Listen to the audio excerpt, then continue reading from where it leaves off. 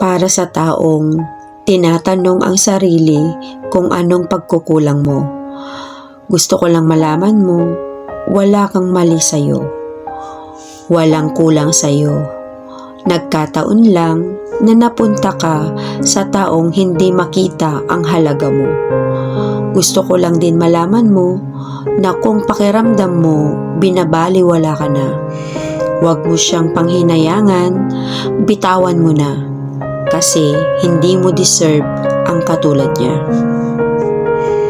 Huwag mong tanungin ang isang bagay na ikaw din lang naman ang nakakaalam kung ano ang sagot. Buhay mo yan at ikaw lang ang nakakaalam kung ano ang tunay mong nararamdaman.